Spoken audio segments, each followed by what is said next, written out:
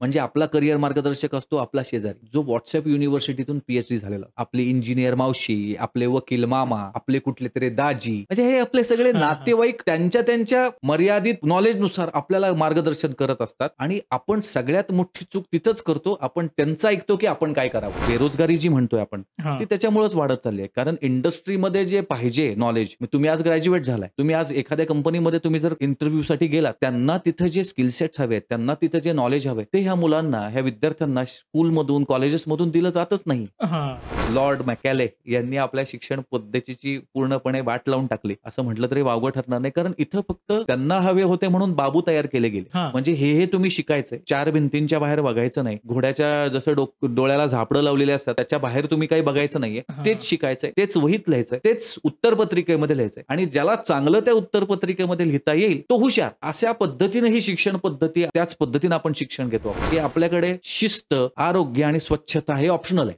हां. म्हणजे आपल्याला परीक्षा न देता पास व्हायचंय, इंटरव्ह्यू न देता जॉब लागलं पाहिजे आणि काम न करता पगार हवाय हां. आणि कष्ट न करता यशस्वी व्हायचं. ही आपली समाज व्यवस्था. म्हणजे तुम्ही ड्रायव्हिंग स्कूलमधून ड्रायव्हर बनवूनच, गाडी चालवायला शिकूनच आणि लायसन्स घेऊनच बाहेर पडता. बरोबर. तसंच जर आपण शिक्षण पद्धतीत आणलं तर आपल्या शिक्षण पद्धतीमध्ये सगळ्यात महत्वाचं विद्यार्थी केंद्रित शिक्षण आपल्याला आणणं गरजेचं आहे. हां. ना की अभ्यासक्रम केंद्रित शिक्षण नकोय. आपण विद्यार्थी घडवले पाहिजेत, परीक्षार्थी नाही.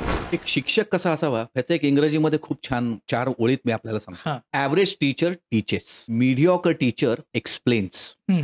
Superior teacher demonstrates, but the great teacher inspires. असं म्हणतात की एआय नोकऱ्या घालवेल, असं नाहीये.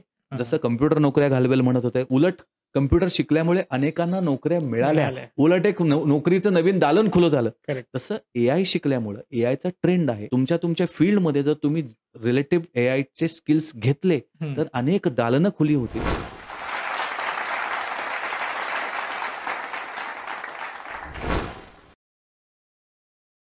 नमस्कार, मी गणेश कुंभार आपल्या सगळ्यांचं स्वागत करतो गोष्ट फायद्याची आपल्या पॉडकास्टमध्ये. मंडळी, शिक्षण हा प्रत्येकाच्या डोक्यामध्ये असा एक प्रश्न असतो की ते कुठल्या क्षेत्रात घेतलं पाहिजे जेणेकरून आपल्याला आयुष्यात सक्सेस मिळत राहील, किंवा आपल्यासाठी कुठली फील्ड सुटेबल आहे हे कसं निवडायचं, असे खूप सारे प्रश्न सगळ्यांच्या डोक्यामध्ये असतात. आणि या सगळ्या प्रश्नांवरती आज आपला पॉडकास्ट आहे. यावर मार्गदर्शन करण्यासाठी आज आपल्या स्टुडिओमध्ये आलेले आहेत सन्मित शहा सर, जे शिक्षण तज्ज्ञ आहेत. सर, तुमचं आमच्या स्टुडिओमध्ये खूप खूप स्वागत आहे. नमस्कार गणेशजी. आम्ही गेली जवळपास 22 वर्ष विद्यार्थ्यांना ग्रॅज्युएशन करत असतानाच प्रात्यक्षिक प्रशिक्षण देऊन त्यांना आत्मनिर्भर बनवतो आहोत. शिक्षणाचा मूलभूत उद्देश असतो की एम्प्लॉयबिलिटी आणि एम्प्लॉयमेंट, म्हणजे तुम्ही नोकरी किंवा कोणताही व्यवसाय करण्यासाठी पहिलं तुम्हाला सक्षम बनवणं हां. आणि ती मिळण्यामध्ये किंवा सुरू करण्यामध्ये पण तुम्हाला मदत करणं. या गोष्टी बऱ्याच वेळा पारंपरिक शिक्षण पद्धतीमध्ये दिसून येत नाहीत. पण विद्यार्थ्यांना आज प्रत्येकाला पायावर उभं होणं नितांत गरजेचं आहे. हां. ते प्रत्येकाचं स्वप्न नाही तर कर्तव्य देखील आहे. मग तोच विषय आपण पारंपरिक शिक्षण पद्धतीला बगल नाही देऊ शकत. पण हां. पारंपरिक शिक्षण पद्धती सफिशियंट आणि एफिशियंट नाही, म्हणजे पुरेशी नाहीये की विद्यार्थ्यांना, म्हणजे एका बाजूला पाहिलं तर इंडस्ट्रीमध्ये खूप काही स्किल सेट्स लागतात विद्यार्थ्यांना, खूप काही काम करावं लागतं. हां. पण ते शिकवलं जात नाही पारंपरिक शिक्षण पद्धतीमध्ये दरमधून. ओके. मग हीच दरी आम्ही भरून काढतो. विद्यार्थ्यांना ग्रॅज्युएशन बरोबरच एम्प्लॉयबल बनण्यासाठी जे काही स्किल सेट्स गरजेचे आहेत ते सगळे त्यांना ट्रेनिंग दिलं जातं आणि त्यांच्या ग्रॅज्युएशनचाच भाग म्हणून आम्ही त्या विद्यार्थ्यांना इंटर्नशिप पण देऊ करतो त्यांच्या 2nd आणि 3rd इयरच्या ग्रॅज्युएशनमध्ये. म्हणजे त्यांच्या SYTY मध्ये त्यांचं ऑफिस हेच त्यांचं कॉलेज असतं. ओके. म्हणजे मुलं ग्रॅज्युएट होईपर्यंतच 2 वर्षाचा अनुभव घेऊन बाहेर पडतात आणि चांगली यातली गोष्ट अशी आहे की विद्यार्थ्यांना या 2 वर्षामध्ये विद्यावेतन पण मिळतं. म्हणजे ओके. 2 पैसे कमवायचे कसे, आपण स्किल्स कसे घेत राहायचे, मग 4 भिंतींमधलं शिक्षण आणि मार्केटमधलं शिक्षण यातला फरक त्यांना कळतो आणि खऱ्या अर्थानं ती मुलं ग्रॅज्युएशन नंतर मार्केट रेडी होतात. मग भले ओके. तुम्ही व्यवसाय करा, नोकरी करा, त्यांना सक्षम बनवणं हे प्रत्येक शिक्षण पद्धतीचं काम आहे. ओके. आणि आम्ही ते जवळपास आजपर्यंत 2,500-3 हजार विद्यार्थ्यांना आम्ही पायावर उभं केलेलं आहे. ते आज वेगवेगळ्या क्षेत्रात काम करतायत. ओके. अशा पद्धतीनं काम चालू आहे. प्रॅक्टिकल एज्यू स्किल्स या आमच्या संस्थेच्या माध्यमातून नामांकित कॉलेजेस बरोबर देखील आम्ही असोसिएटेड आहोत. जसं की गरवारे कॉलेज कॅम्पस आहे, मॉडर्न कॉलेज आहे, IMCC institute of management and career courses आहे, बारामतीला एक आमचं ट्रेनिंग सेंटर आहे. अशा पद्धतीने हा उपक्रम चालतो. मग सध्या जी शिक्षण पद्धती अस्तित्वात आहे भारतामध्ये, महाराष्ट्रामध्ये, त्याच्यामध्ये तुम्हाला काय वाटतं, काय त्रुटी आहेत? सध्याची शिक्षण पद्धती ही मुळात आपली नाहीच. हां, आपली भारतीय शिक्षण पद्धती ही गुरुकुल शिक्षण पद्धतीवर आधारित होती. करेक्ट. म्हणजे तुम्ही गुरुगृही राहायचे, तुम्ही तिथं गुरूंकडे तुम्हाला तिथं ज्ञानार्जन व्हायचं. पण नुसतं ज्ञानार्जन नाही, तिथं टीम्स असायच्या. म्हणजे गुरु सगळ्यात चांगले शिष्य त्यांचे जे असतील त्यांना पहिलं शिकवायचे हां, इतर विद्यार्थ्यांबरोबर आणि त्या विद्यार्थ्यांकडून परत इतर विद्यार्थ्यांकडून उजळणी करून घेतली जायची. हां, बरं नुसतं शैक्षणिक गोष्टींवर नाही तर लाईफ स्किल्सवर पण हे सगळं शिक्षण आधारित होतं. आता हे आई-वडिलांपासून दूर राहायचे म्हणजे ते कम्फर्ट झोनच्या बाहेर राहायचे. हां, मग त्यांना आयुष्य जगण्यासाठी आयुष्य खडतर आहे, हे त्यांना शिक्षणातून समजावलं जायचं आणि खडतर आयुष्य जगण्यासाठी आपण तयार कसं व्हायला पाहिजे हे गुरुकुल पद्धतीमध्ये खूप चांगलं सामावलेलं होतं. हां, पण आपल्याला माहिती आहे, की लॉर्ड मॅकॅले यांनी आपल्या शिक्षण पद्धतीची पूर्णपणे वाट लावून टाकली. असं म्हटलं तरी वावगं ठरणार नाही. कारण इथं फक्त त्यांना हवे होते म्हणून बाबू तयार केले गेले. हां, म्हणजे हे तुम्ही शिकायचंय. 4 भिंतींच्या बाहेर बघायचं नाही. घोड्याच्या जसं डोळ्याला झापडं लावलेली असतात, त्याच्या बाहेर तुम्ही काही बघायचं नाहीये. हां, तेच शिकायचंय, तेच वहीत लिहायचंय, तेच उत्तरपत्रिकेमध्ये लिहायचंय आणि ज्याला चांगलं त्या उत्तरपत्रिकेमध्ये लिहिता येईल, तो हुशार. हां, अशा पद्धतीने ही शिक्षण पद्धती आजकालची आपली आपण त्याच्यावरच काम करतो आहोत किंवा त्याच पद्धतीने आपण शिक्षण घेतो आहोत. आता कुठल्याही मूलभूत शिक्षण पद्धतीचा कुठलाही त्याचा उद्देश काय असतो? तर एम्प्लॉयबिलिटी आणि एम्प्लॉयमेंट क्रिएट करणं. हां, म्हणजे त्यांना उद्यमशील बनवणं आणि त्यांना उद्यमशील म्हणजे तुम्ही नोकरीसाठी असू द्यात किंवा उद्योगासाठी असू द्यात, त्यांना सक्षम बनवणं आणि हां. त्याचबरोबर त्यांना एखादी चांगली संधी देखील त्यांना देऊ करणं. पण दुर्दैवानं ते आजच्या शिक्षण पद्धतीमध्ये बघायलाच मिळत नाही. हां, म्हणजे तो एक अभ्यासक्रम ठरलेला असतो. शिक्षक ते शिकवतात, मुलं ते शिकतात. मी मगाशी म्हटल्याप्रमाणे वहीत आणि आन्सर शीटमध्ये लिहितात, चांगले मार्क्स मिळवतात आणि नंतर त्यांना असं वाटतं, की आपलं शिक्षण झालं. हां, आता गंमत अशी आहे, की लर्निंग आणि एज्युकेशन या 2 गोष्टींमध्ये आपण बऱ्याच वेळा कन्फ्यूज होतो. आता लर्निंग म्हणजे काय आणि एज्युकेशनमध्ये हां, म्हणजे काय? तर लर्निंग म्हणजे आपण ज्ञानार्जन आणि ज्ञानार्जन हे आपल्या पहिल्या जन्माला आल्यापासून म्हणजे पहिल्या श्वासापासून ज्ञानार्जन हे शेवटच्या श्वासापर्यंत चालू असतं. जर आपण ते ठरवलं तर. करेक्ट. आणि शिक्षण हा ज्ञानार्जनाचा एक भाग आहे, जो फॉर्मल आहे. म्हणजे तुम्ही अगदी बालवाडीपासून तुमचं ग्रॅज्युएशन होईपर्यंत, पोस्ट ग्रॅज्युएशन होईपर्यंत हां, त्या ज्ञानार्जनाचाच एक फॉर्मल भाग म्हणून शिक्षण घेता. पण आपण इथंच चुकतो. आपण शिक्षणालाच लर्निंग समजतो आणि शिक्षण थांबलं, की आपलं लर्निंग थांबवतो. हां, आणि तिथं अनेक प्रॉब्लेम सुरू होतात. आणि मग इथं बरं शिक्षण थांबलं म्हणजे काय? 4 भिंतीतलं शिक्षण थांबलं म्हणजे तुम्ही फक्त शाळेत किंवा वर्गात किंवा कॉलेजमध्ये जातात तेवढंच तुम्ही शिकता. हां, मग तुम्हाला जर एखादा विषय येत नसेल, तर आमच्या शिक्षकांनी शिकवलं नाही असं तुम्ही बिनधास्तपणे बोलता. करेक्ट. लर्निंग वेगळं, एज्युकेशन वेगळं. जर तुम्ही दोन्ही गोष्टींची सांगड व्यवस्थित घातली, जर तुम्हाला लक्षात आलं, की learning continues for life long, हां, तर एज्युकेशन आणि लर्निंग ह्यातला फरक समजून घेऊन तुमचं लर्निंग तुम्ही अधिकाधिक चांगल्यात चांगल्या पद्धतीनं नवीन-नवीन छोटे-छोटे स्किल सेट्स काय घ्यायचे. हां, सुदैवानं आता thanks to the internet, thanks to this AI revolution सगळं इतकं सोपं झालंय. मोबाईल फोनमध्ये आपल्याला सगळं मिळतंय. बरोबर आहे. म्हणजे असा अख्खा समुद्र आपल्यासमोर स्वतःहून चालत आपल्या पायाशी उभा आहे, आपल्या हातात आहे. हां, आपण त्यातून किती घेतोय, याच्यावर आपलं लर्निंग डिपेंडंट आहे. हां, सो हे सगळं शिक्षण पद्धती आजची जर म्हणाल, तर ती फक्त चांगले मार्क्स मिळवणारे, सर्टिफिकेट मिळवणारे विद्यार्थी घडवतीये. चांगला एक कर्तृत्ववान, कर्तबगार एक व्यक्ती बनवणारी शिक्षण पद्धती आपल्याकडे आपण काळानुसार, काळानुरूप बदलत गेली पाहिजे, हां. असं मला इथं आवर्जून वाटतं. जे स्किल डेव्हलपमेंट जे म्हणतोय आपण ते वाढलं पाहिजे. तर ह्यासाठी शाळा, कॉलेजेसमध्ये काय आणलं पाहिजे? शाळा कॉलेजमध्ये आत्ता जी शिक्षण पद्धती चालू आहे, ती हं. इन्फॉर्मेटिव्ह लर्निंग पद्धतीने चालू आहे. बरोबर. इन्फॉर्मेटिव्ह म्हणजे काय?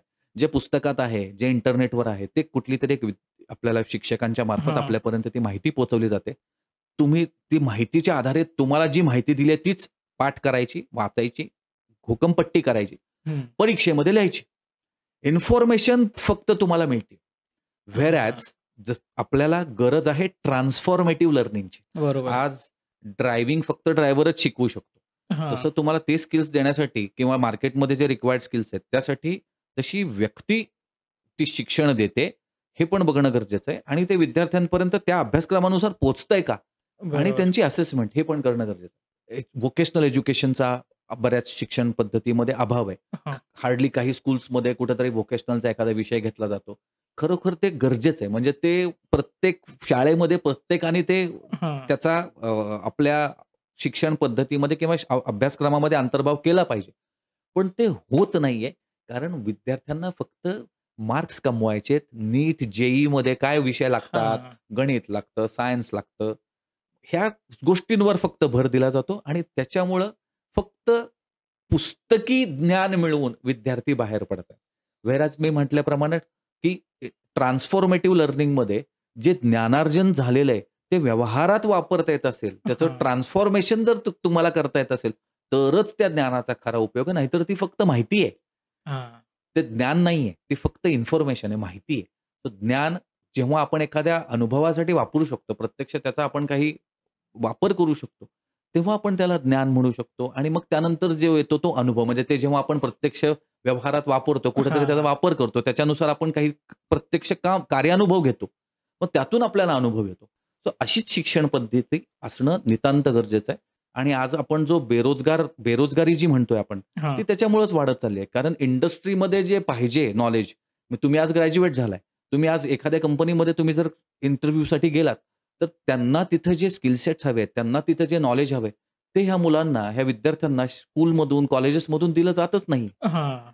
सो अशी शिक्षण पद्धती हवी आहे, की जी इंडस्ट्रीच्या गरजांनुसार कंटिन्युअसली स्वतःला बदलत राहील.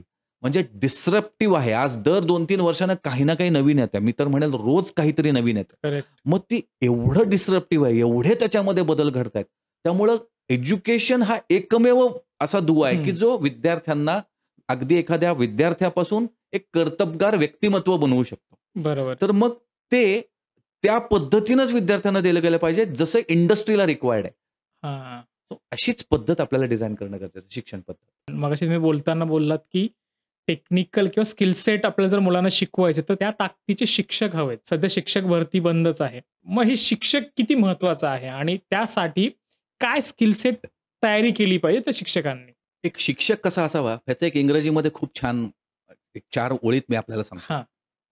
"Average teacher teaches, mediocre teacher explains, हं. Superior teacher demonstrates, but the great teacher inspires." हो. म्हणजे तुमच्यामध्ये प्रेरणा जागृत करणारा, तुम्हाला 4 पुस्तक त्या भिंतीच्या बाहेर, त्या पुस्तकाच्या बाहेरचं जग दाखवायला प्रेरित करणारा तो खरा शिक्षक. ओके. दुर्दैवानं आज शिक्षण पद्धतीमध्ये असे शिक्षक आपल्याला फार कमी पाहायला मिळतात. हं. याचा अर्थ माझं शिक्षकांबद्दल काही माझा आकस नाहीये. प्रत्येकजण समाजाचं ते विद्यार्थ्यांना घडवतात. त्यांना आज ज्ञानार्जनाचं, ज्ञानदानाचं काम करतातच आहेत. हां. पण शिक्षक कसा असला पाहिजे? आज आपण UPSC, MPSC एक्झाम्स असतात. माझं असं मत आहे, की शिक्षक निवड पण तेवढ्याच पद्धतीनं, तेवढ्याच हां. सीरियस पद्धतीनं आपल्याकडे होणं गरजेचं आहे. म्हणजे UPSC झालं, MPSC झालं, इथं जशी स्पर्धा आहे, करेक्ट. एकदम कठोर कॉम्पिटिशन आहे. तशीच शिक्षक होण्यासाठी पण तेवढीच स्पर्धा असणं गरजेचं आहे. ज्याला इन्स्पायर करता येईल, ज्याला हं. समोरच्याला प्रेरित करता येईल, असेच शिक्षक समाज घडवू शकतात आणि हां. अशा शिक्षकांचीच गरज आहे. अगदी आपल्या डोळ्यासमोरची उदाहरणं सांगतो. आता दिवंगत प्राचार्य डॉक्टर शिवाजीराव भोसले हां. यांना आपण यांच्याबद्दल आपण ऐकलं असेल. त्यांना आपण त्यांचे व्हिडिओज आपण बघा, की तुम्ही अंतर्मुख होता आणि इन्स्पायर पण होता. हां. त्याचबरोबर अजून एक खूप चांगलं उदाहरण म्हणजे डॉक्टर नरेंद्र जाधव सर, पुणे विद्यापीठाचे माजी कुलगुरू, करेक्ट, करेक्ट, करेक्ट. सध्याचे राज्यसभेचे विद्यमान खासदार. हां. तुम्ही त्यांना केव्हा पण ऐकलात, तर असा ऊर्जेचा एक प्रचंड स्रोत आहे. कंटिन्युअस त्यांच्याकडून हं. काहीतरी शिकायला मिळतं. त्याच पद्धतीनं अजून एक मला नाव इथे आवर्जून सांगायचं आहे. क्रिसॅलिस म्हणून एक संस्था आहे, जी एंटरप्रेन्योर्स घडवण्यासाठी, उद्योजक घडवण्यासाठी काम करते आणि त्याचे प्रमुख आहेत MG sir, Manish Gupta sir. Okay. Manish Gupta सरांना पण आपण जेव्हा पण ऐकतो, आपण इंट्रोस्पेक्ट अंतर्मुख पण होतो आणि तेवढेच आपण इन्स्पायर पण होतो. असं ऐकत राहावं वाटतं. असे शिक्षक जेव्हा तुमच्यामधल्या सुप्त गुणांना वाव देतात, त्यांना विचार करण्याची तुमच्यात एक भावना जागृत करतात, हां. तुमच्यात एक विचार करण्याची एक स्पार्क जागृत करतात. अशा शिक्षकांची नितांत गरज आहे आणि तसे शिक्षक आपली लोकसंख्या 40-45 करोड आहोत आपण. हां, खूप चांगली चांगली लोक आपल्याकडे आहेत. असे बरोबर. शिक्षक आपल्याकडे नक्की मिळतील, फक्त ते शोधले पाहिजेत. पण सध्या जी परिस्थिती आहे, की खूप वेगवेगळ्या सिस्टम्स मार्केटमध्ये आहेत. म्हणजे जसं एस-एस-सी आहे किंवा सी-बी-एस-ई आहे, वेगवेगळे पॅटर्न आहेत. तर ह्याच्यातली कुठली सिस्टम बेस्ट आहे? आता याचं कंपॅरिझन करणं म्हणजे कंपेअरिंग ॲपल टू ऑरेंज असं होईल. तर हां, ह्याचं कंपॅरिझन करण्यापेक्षा याच्या गरजा वेगवेगळ्या आहेत. ह्या सगळ्याच शिक्षण पद्धती सगळ्याच खूप चांगल्या आहेत.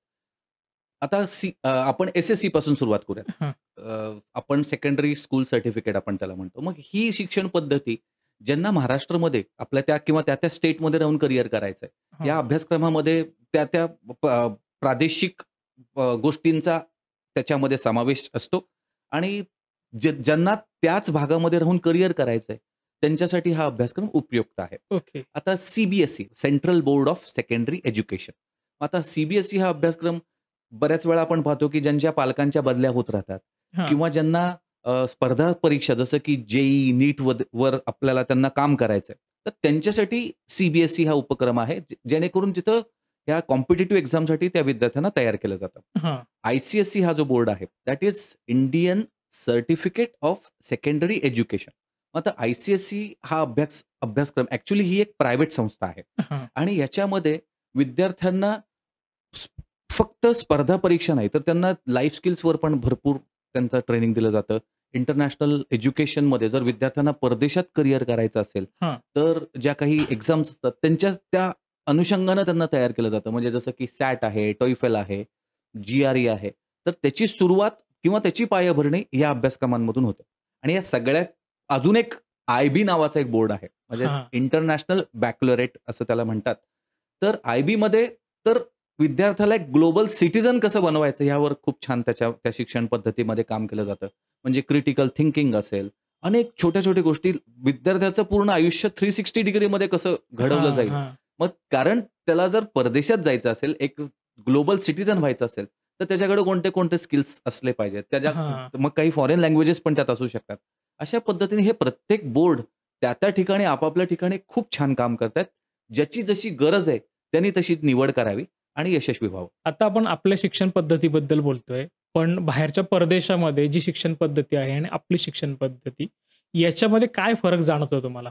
परदेशामधली आणि आपली शिक्षण पद्धतीमध्ये सगळ्यात मोठा महत्त्वाचा फरक आहे, तो म्हणजे ॲप्लिकेशन. ओके. 12वी पर्यंत इन्फॉर्मेटिव्ह लर्निंग आपल्याकडे असतं. आपलं शिक्षण बेसिक विद्यार्थ्यांना खूप चांगलं शिकवतंय, नाही असं नाही. हं. पण त्याचं फक्त बऱ्याच वेळा ते पुस्तकापुरतंच मर्यादित राहतंय. हां, ते प्रत्यक्षात व्यवहारात वापरायचं कसं, त्यानुसार ते अजूनपर्यंत तरी त्या पद्धतीनं डिझाइन होतंय. हां, त्याचबरोबर प्रत्येक विद्यार्थ्याची आवड, निवड, कुवत, त्याचं त्याचं सराउंडिंग, त्याला मिळालेलं त्याच्या भोवताली वातावरण हे सगळं वेगळं आहे. हं. मग त्या विद्यार्थ्याला तसं जर शिक्षण देऊ केलं आणि त्याच्यातलं जर बेस्ट जे काही आहे, ते त्याला उमगलं, तर तो ते काम करू शकतो. पण आत्ता शिक्षण पद्धतीमध्ये अजून तरी तसं फारसं पाहायला मिळत नाही. पण काही शिक्षण संस्था हा उपक्रम राबवतायत आणि त्या खूप यशस्वीरित्या हे काम करतायत. विद्यार्थी कसा आहे, त्याला काय गरजेचं आहे, त्यानुसार त्याचं जर शिक्षण आपण त्याला देऊ शकलो, तर जे परदेशात चालतंय ते आपल्याकडं यायला वेळ लागणार नाही. पण आपल्याकडं अभ्यासक्रम वर्षानुवर्षे तोच असतो हां, आणि नवीन अभ्यासक्रम आला तरी तो जुन्या अभ्यासक्रमामध्येच काहीतरी मोडतोड करून नवीन अभ्यासक्रम बनवला जातो. हां. पण आता बदल जाणवतायत आणि आता इंटरनेटमुळं सगळं जग खुलं झालंय. तर बरोबर. इंटरनेटवरून पण बरेचसे कोर्सेस करता येतात. आपल्या शिक्षण पद्धतीमध्ये सगळ्यात महत्त्वाचं विद्यार्थी केंद्रित शिक्षण आपल्याला आणणं गरजेचं आहे. हां, ना की शिक्षण केंद्रित किंवा अभ्यासक्रम केंद्रित शिक्षण नकोय. आपण विद्यार्थी घडवले पाहिजेत, परीक्षार्थी नाही. हां, परीक्षेत मार्क कसे मिळवले पाहिजेत, म्हणजे तू चांगला विद्यार्थी होशील, असं म्हणण्यापेक्षा तुला जे योग्य वाटतं ते तू कर आणि त्याच्यात तुला बेस्ट तुझी स्पर्धा फक्त तुझ्याशी आहे, हां. हे जाणीव करून देणारं खरं शिक्षण आपल्याला भारतामध्ये आणणं गरजेचं आहे. आपल्याकडं कसं आहे, आपण मुलगा 2-3 वर्षाचा झाला कीच आपण त्याला ए शिकवायचा अट्टहास धरतो. हां. परदेशामध्ये तसं नाही. आधी त्याला इतर मुलांमध्ये मिसळू द्या. त्याला थोडंसं सोशलाईज होऊ द्या. त्याला काय ओके, आवडतंय, त्याच्यासमोर सगळं मांडलं जातं. ओके. प्रत्येक विषयातला अनेक गोष्टी, अनेक खेळ त्याच्यासमोर मांडले जातात. त्यातलं तो काय किंवा ते मूल जास्त काय खेळतंय, त्याला काय आवडतंय, त्यानुसार त्याचं एक बारीक लक्ष त्याच्यावर ठेवून मग त्याला काय शिक्षण दिलं गेलं पाहिजे, त्याची आवड निवड कशात आहे, अगदी लहानपणापासूनच त्यांच्यावर काम केलं जातं. ओके. आपल्याकडं तुम्हाला सगळ्यात महत्वाचं तुम्हाला फक्त स्पर्धक बनवलं जातं. म्हणजे हां. इतरांपेक्षा माझ्या मुलाला किती मार्क आहेत, ह्याच्यावर माझं मूल हुशार आहे की काय आपण हे ठरवतो. जे प्रत्यक्षपणे किंवा ॲब्सोल्युटली चुकीचं आहे. हां. प्रत्येक मुलाची जी कॉम्पिटिशन आहे ती त्याची स्वतःबरोबर आहे. कारण बरोबर. प्रत्येक मूल युनिक आहे. हे आपल्याला अजूनही उमगलेलं दिसत नाही. त्यामुळं हे प्रेशर आपण डायरेक्ट आपल्या मुलांवर, आपल्या पाल्यांवर आपण टाकलेलं आपण पाहतो. इथे एवढे मार्क मिळालेच पाहिजेत, कारण हे हां. नाही मिळाले तर तुला इथं ॲडमिशन नाही मिळणार, इथं ॲडमिशन नाही मिळालं तर तू हे नाही करणार. ह्या अशा अनेक गोष्टी आहेत. म्हणजे परदेशात विद्यार्थी केंद्रित शिक्षण पद्धती आहे. आपल्याकडे परीक्षा केंद्रित शिक्षण पद्धती आहे. पर्सेंटेज हा खूप मोठा विषय आहे आपल्याकडे, की तुला एवढे-एवढे मार्क पडलेच पाहिजे. आणि मग तो मुलगा दडपणाखाली येतो, ती मुलगी दडपणाखाली येते. तर मग या केसमध्ये पालक आणि विद्यार्थी हा जो संवाद आहे, तो कसा असला पाहिजे? इथं एक विषय आज गेले 20-22 वर्षाचा माझा अनुभव मला हे सांगतो, की ग्रॅज्युएशन करणारे म्हणजे आपण ओव्हरऑल शिक्षण बद्दल बोललो तर साधारणपणे फक्त म्हणजे माझ्याकडे ग्रॅज्युएशन शिकायला मुलं येतात. फक्त 10% विद्यार्थ्यांचे पालकच ग्रॅज्युएट आहेत. हां. पूर्वी साक्षर निरक्षर हा जो फरक होता, तसा आता ग्रॅज्युएट आणि नॉन ग्रॅज्युएट आपण असं म्हणूया. दुर्दैवानं शिक्षण पद्धती कशी असली पाहिजे, शिक्षण म्हणजे नेमकं काय, हे पालकांनाच माहीत नाही. हां. त्यामुळं सामाजिक दबावाखाली हे पालक येतात. त्यांची चूक नाहीये, पण त्यांना नेमकी शिक्षण पद्धती काय आहे हे माहीत नाहीये आणि हे माहीत नाहीये हेच माहीत नाहीये. सो इथून सगळ्या गोष्टी सुरू होतात. मला जर एखादी गोष्ट माहीत नाहीये हे माहिती असेल, तर मी ती माहिती घ्यायचा तरी प्रयत्न करेल करेक्ट. किंवा ज्याला माहिती आहे त्याच्याकडून मी माझं जे काही काम आहे ते मी करून घेईन. हं. इथं तसं नाहीये. मला माहीतच नाहीये की मला माहीत नाहीये. मग WhatsApp युनिव्हर्सिटीमधून जे आपण PhD झालोय सगळे, हां. त्यानुसार तुम्ही माझे मित्र, तुम्ही मला काय सांगताय ते एक प्रेशर बनतंय. मग ते मी माझ्या मुलांवर देतोय आणि इथं हे सगळं सोशल प्रेशर किंवा सामाजिक दबाव येतोय आणि त्याच्यामुळं विद्यार्थ्यांचं आणि पालकांचं संवाद जो नाही आहे, तो प्रेशराईज संवाद आहे. म्हणजे संपूर्ण प्रेशर दिलं जातं की तुला हेच केलं पाहिजे, तेच केलं पाहिजे. त्याला काय पाहिजे हे हं. मात्र बघितलं जात नाही. इथं अभाव येतो तो म्हणजे करियर काउन्सिलिंगचा. करियर मार्गदर्शक हा खरा एक दीपस्तंभासारखा असतो आणि करियर मार्गदर्शक इथं मला तुम्हाला आवर्जून सांगायचं आहे गणेशजी, कोणीही स्वतःला करियर मार्गदर्शक समजू नये, म्हणवून घेऊ नये, जोपर्यंत त्यांनी करियर मार्गदर्शनाचा व्यवस्थित काही कोर्स केला असेल, अभ्यासक्रम केला असेल. हां. मला जरी विचाराल तरी मीही करियर मार्गदर्शक नाही. I know that I don't know. मला हां. माहिती आहे की मी करियर मार्गदर्शक नाहीये. मला अनेक जण फोन करतात, की माझ्या मुलाचं 10वी झालंय, 12वी झालंय. काय मी त्यांना शिक्षण घेऊ? तू एवढी वर्ष शिक्षण क्षेत्रात काम करतो. हां. तर माझं उत्तर फार सोपं असतं. अत्यंत योग्य व्यक्तीला फोन केलाय. असा फोन परत कुणाला करायचा नाही. हां. तो थोडा कन्फ्यूज होता. तुला म्हणायचं काय? मी म्हणतो, "बाबा रे, मला माहिती आहे की मला माहीत नाहीये. अनेक चांगले करियर मार्गदर्शक आहेत. त्यांच्याकडे जा. त्याची एक पद्धत आहे. तू मला फोन करणार, मी मार्क्स किती आहे विचारणार. माझ्या असलेल्या सो कॉल्ड क्षमतेच्या आधारे हां. मी तुला काहीतरी सल्ला देणार. त्याच्यावर त्या मुलाचं अख्खं करियर किंवा आयुष्य हं. डिपेंडंट आहे. हे एखाद्या कुठल्या दुकानातून कपडे विकत घेऊ म्हटल्यासारखं नाहीये. हां. मग ते सांगणाऱ्याची पण जबाबदारी तेवढीच आहे.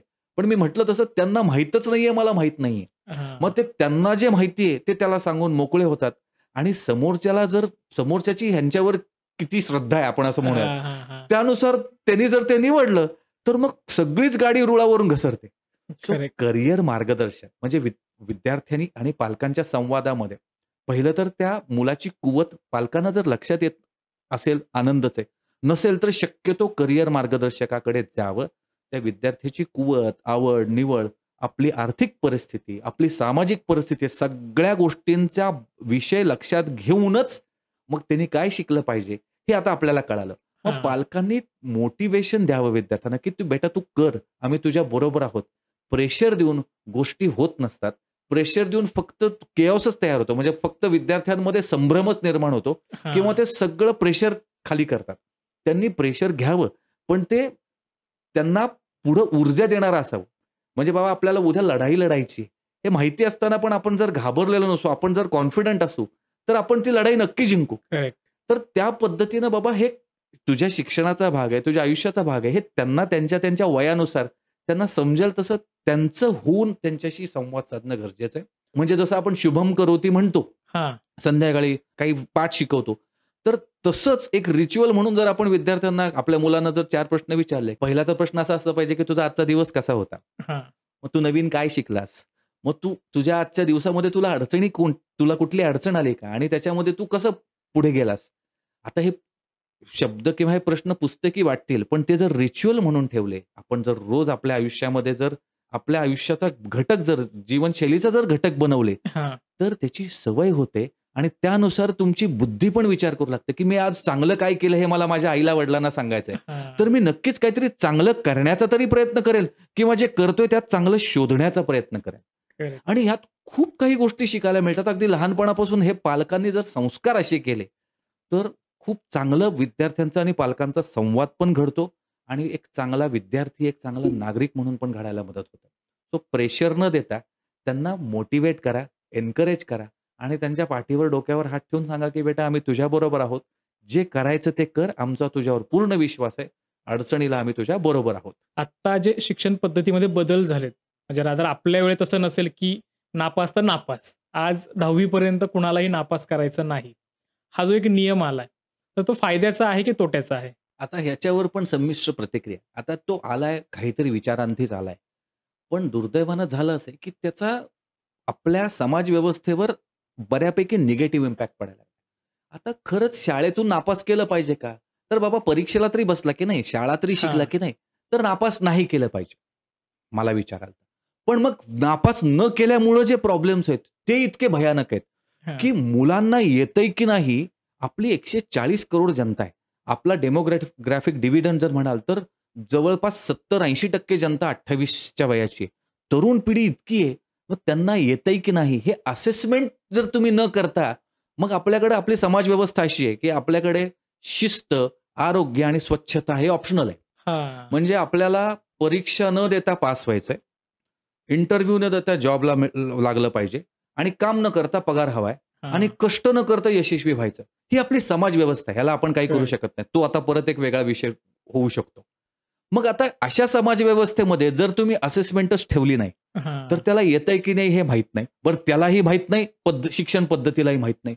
मग तो येतो म्हणतो माझं ग्रॅज्युएशन झालंय, आता मला नोकरी द्या. आता मला नोकरीच दिलीये, तर आता मला पगार द्या. हां.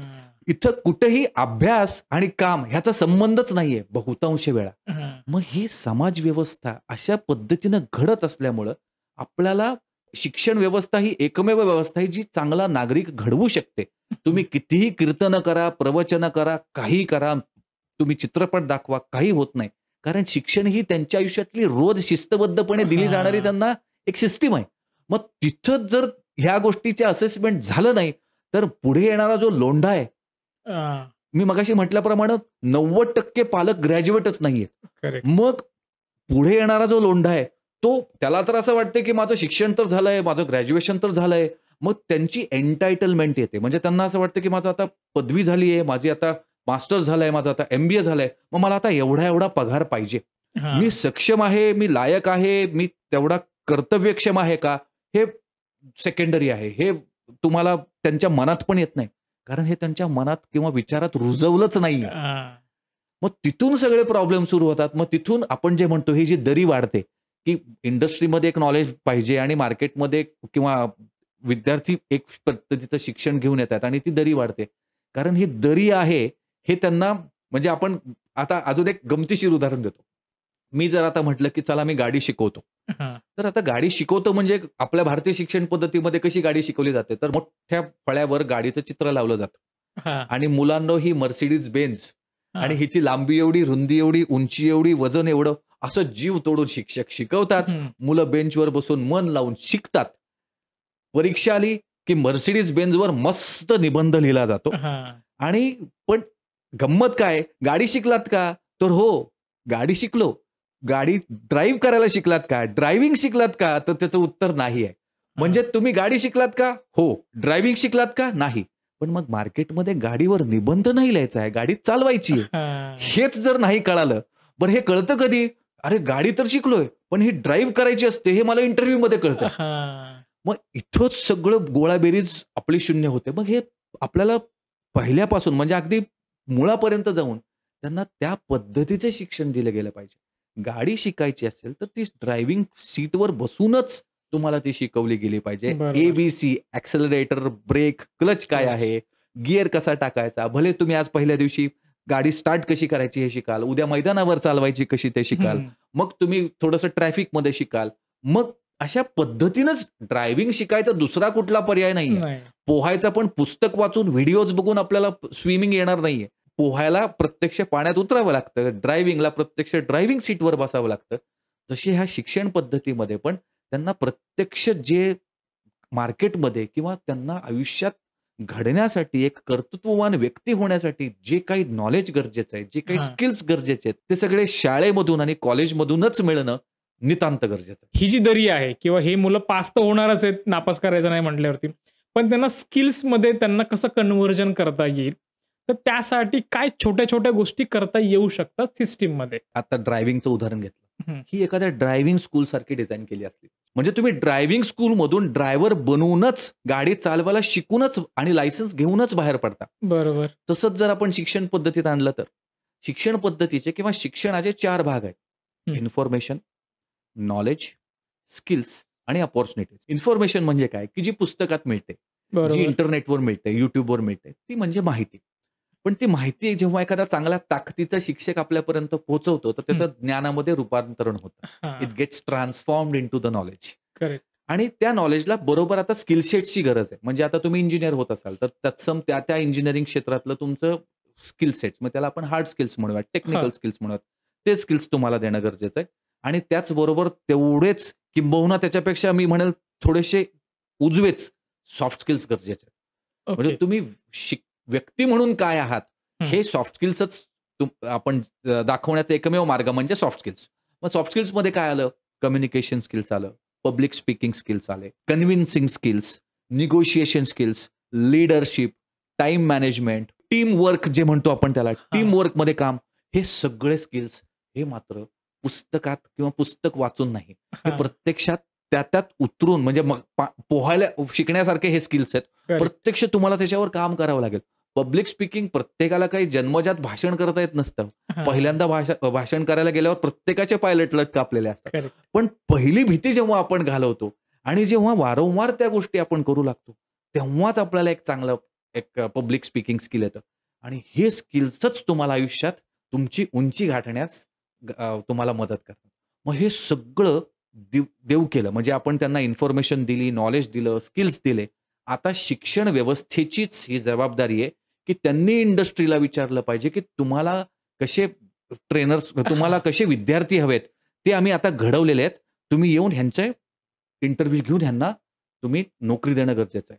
मग त्याच नोकरीमधलाच भाग म्हणून त्यांना इंटर्नशिप पण देणं गरजेचं आहे. म्हणजे शिकता शिकताच मुलं प्रत्यक्षात इंडस्ट्रीमध्ये जाऊ शकतात का? हां. इंटर्नशिप किंवा ऑन द जॉब ट्रेनिंग घेऊ शकतात का? कारण तिथं त्यांना एक वेगळी जी शिस्त असते, प्रत्यक्षात तिथं कसं काम केलं जातं, हे पण त्यांना शिक्षणाचा भाग म्हणून जर शिकवलं गेलं, तर त्यांना सहजरित्या चांगल्या नोकऱ्या लागतील. त्यांना सहजरित्या एखादा कॉन्फिडन्सली एखादा व्यवसाय सुरू करता येईल. कारण त्या व्यवसाय कसा सुरू करायचा हे त्यांनी त्याच्या शिक्षणामध्ये शिकलेलं आहे. हां. पुस्तकातून नाही बरं का, प्रत्यक्ष कार्यानुभवातून. आणि अशी जर शिक्षण पद्धती ड्रायव्हिंग स्कूल सारखी जर आपण बनवली, जी इन्फॉर्मेटिव्ह नाही तर ट्रान्सफॉर्मेटिव्ह ट्रेनिंग देईल, म्हणजे विद्यार्थ्यांना फक्त पुस्तक न देता त्यांचं ट्रान्सफॉर्मेशन, म्हणजे त्यांचं परिवर्तन घडवेल, हां. त्यांना एक सक्षम नागरिक बनवेल, तशीच शिक्षण पद्धती असली पाहिजे. ओके सर, बरेचदा आता 10वी-12वी ज्यावेळेस मुलं पास आउट होतात, तर त्यांच्या समोर एक प्रश्न असतो, की मी सायन्स घेऊ, आर्ट्स घेऊ, कॉमर्स घेऊ, पण तो स्वतःच्या स्किल सेटकडे लक्ष देत नाही, की आपल्याला काय करायचंय. मग याविषयी तुम्ही काय सांगाल? याच्यामध्ये एक फार गमतीशीर, म्हणजे हा व्हिडिओ आपण किती लाखो जणांपर्यंत जरी पोहोचला तरी लोक हवं तेच करणार आहेत, हे मी तुम्हाला पहिलं सांगतो. हां. आपल्याकडं 10वी नंतर एक छोटासा कागद मिळतो, हां. त्याला आपलं मार्कशीट म्हणतात.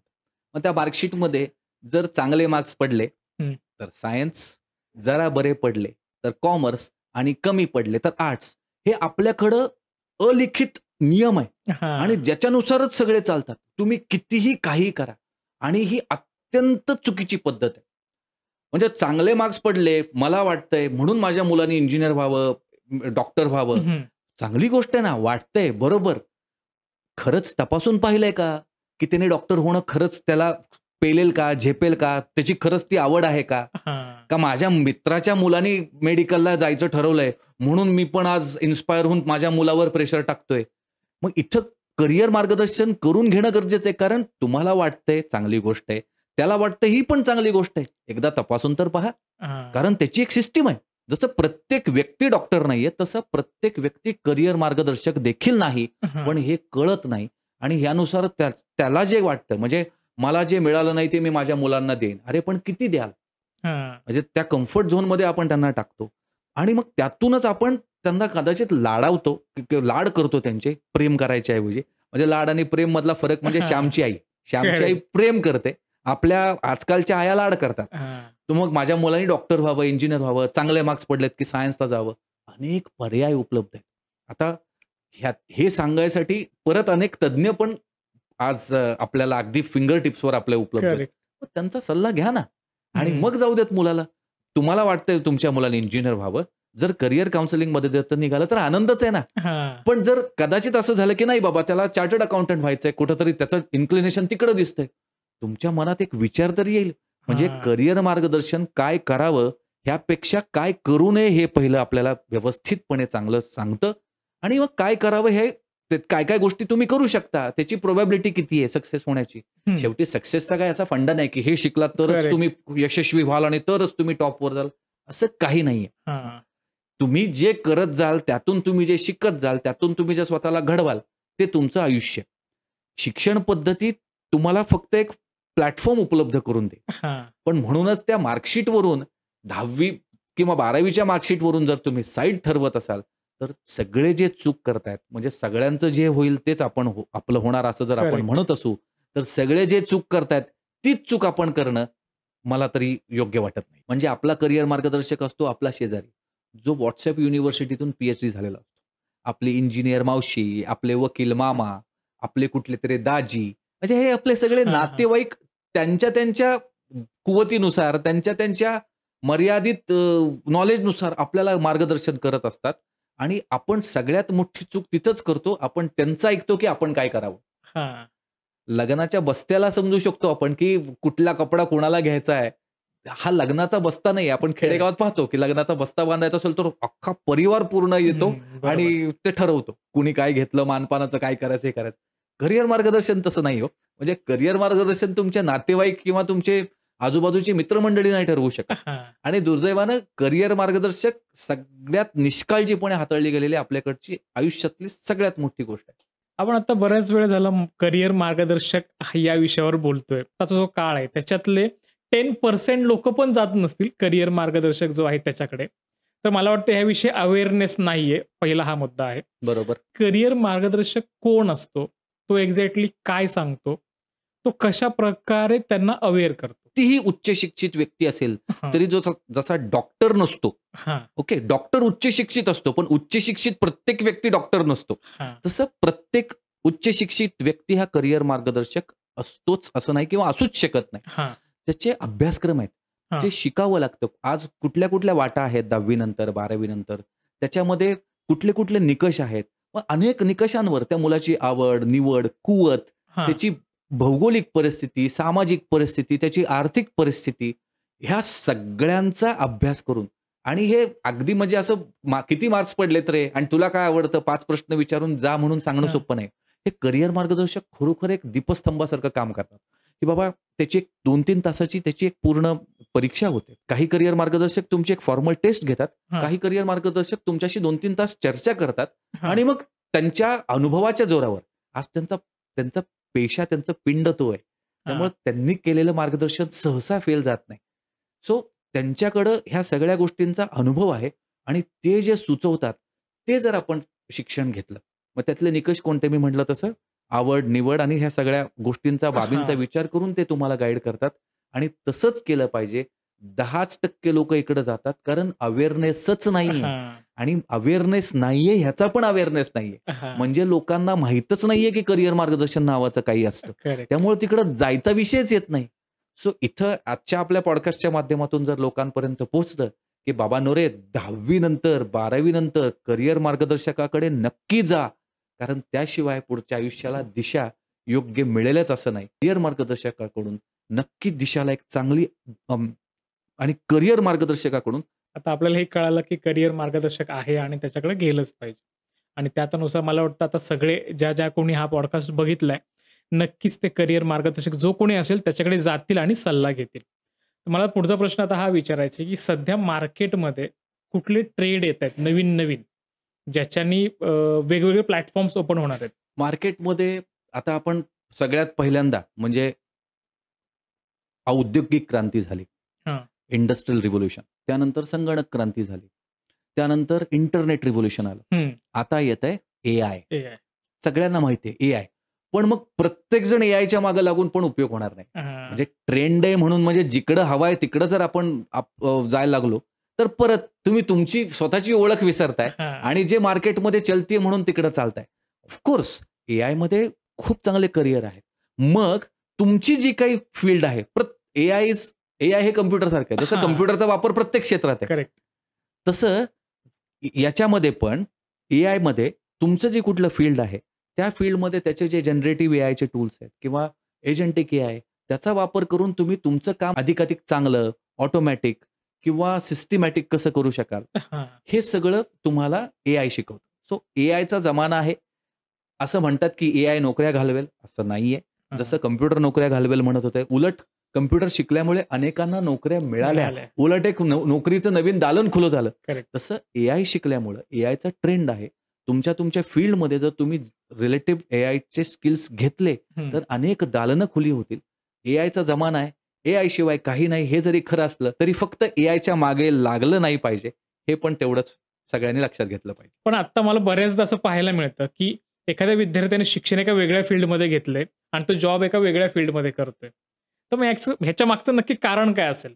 आता कुठल्या फील्डमध्ये गेलं पाहिजे ह्या प्रश्नाचं उत्तर म्हणजे असा प्रश्न आहे की एखाद्या लग्नाला आलेल्या मुलांनी कुठल्या मुलीशी लग्न केलं पाहिजे असं जसं त्याचं उत्तर खूप वेग आहे तसं ह्याचं उत्तर पण खूप वेग आहे. आता त्याच्यामुळंच सुरुवातीचंच प्लॅनिंग नाहीये, त्याच्यामुळंच माझं शिक्षण एक आहे आणि मग मी नोकरी दुसरीच करतोय. कारण शिक्षण मिळेल ते केलंय आणि त्याच्यामुळे नोकरी मिळेल ती करावी लागली.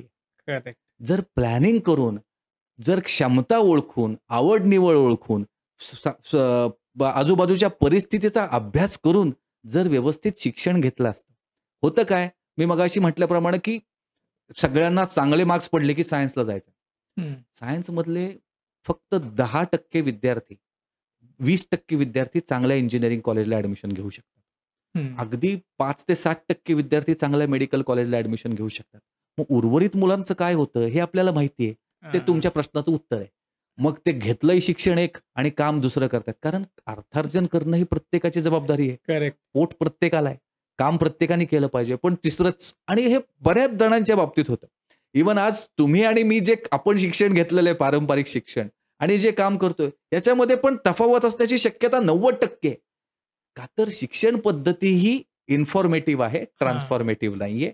विद्यार्थी घडवण्याऐवजी शिक्षण पद्धती परीक्षार्थी घडवते. सो त्यामुळंच तुमचं शिक्षण आणि तुमचं प्रोफेशन ह्याच्यामध्ये बऱ्याच वेळा, आणि त्यात चुकीचं गैर काही नाहीये, पण जर शिक्षण आणि प्रोफेशन जर एकत्र आपण जर प्लॅनिंगनी केलं तर सक्सेसफुल होण्याची शक्यता अजून वाढते, अनेक पटीनं वाढते. त्यामुळे पहिल्यापासून, आणि आता सोपं आहे, आता इन्फॉर्मेशन तुमच्या it is at your finger tips. तुमच्या माझ्या वेळी ते अवेलेबल नव्हतं, कुणाला माहिती हेच माहिती नव्हतं. जे काही आहे ते पुस्तकं बघून आपल्या 4 शिक्षकांना विचारून आपण आपलं करिअर निवडायचो. सुदैवानं आता तसं नाहीये. तुम्ही इंटरनेटवर जरी सर्च केलं तरी अनेक ऑप्शन्स तुम्हाला उपलब्ध आहेत.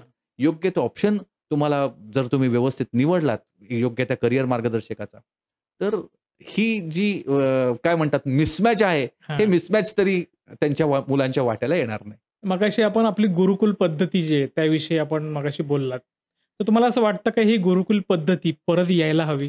गुरुकुल पद्धती ही काळाची गरज आहे आणि गुरुकुल पद्धतीच परत यायला हवी. पण आता अनेक मर्यादा पण आहेत. कारण प्रत्येक विद्यार्थी हा त्या गुरुकुलपर्यंत जाऊ शकेल का? अनेक त्याला अडचणी आहेत. तर मग माझे गुरु आहेत डॉक्टर दीपक शिकारपूर.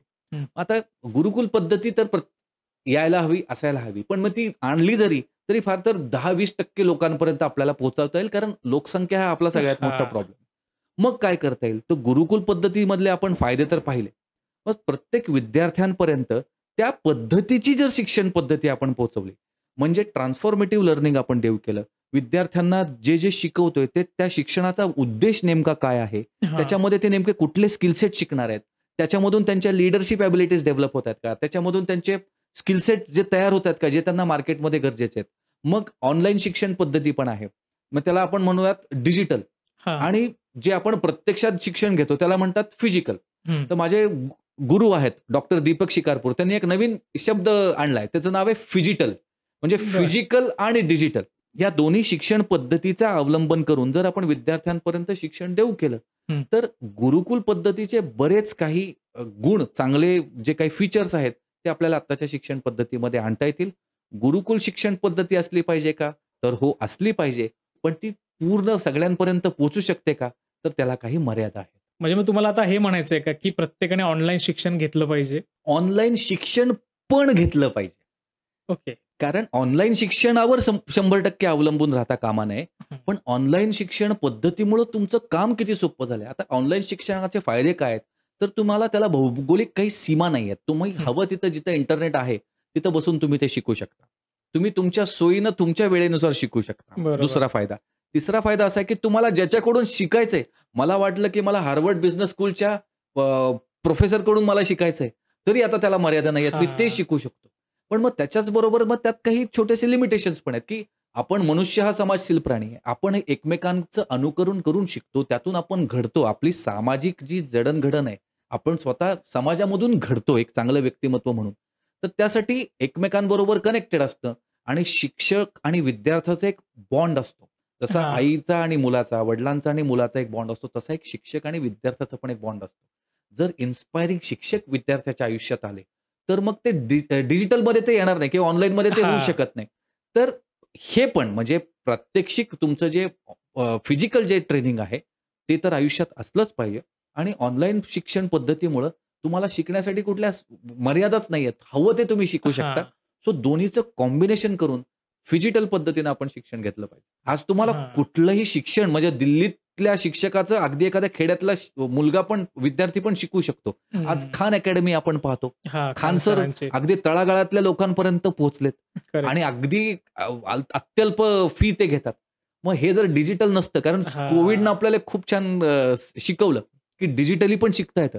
त्याच्या आधी हं. ऑनलाईन कोर्सेस अस्तित्वात होते का? होते ना. पण लोक त्याच्याकडे जातच नव्हते. हां. का तर ऑनलाईन शिकता येतं हे जोपर्यंत फोर्स झाला नाही, आपल्याला हं. फोर्सफुली सांगितलं गेलं नाही, तोपर्यंत आपण ते शिकलोच नाही. पण एकदा ते शिकू शकतो हे कळालं, म्हणजे पाण्यात पडल्यावर पोहायला येतं असं म्हणतात. हां. ॲक्चुअली ते किती खरं किती खोटं माहीत नाही.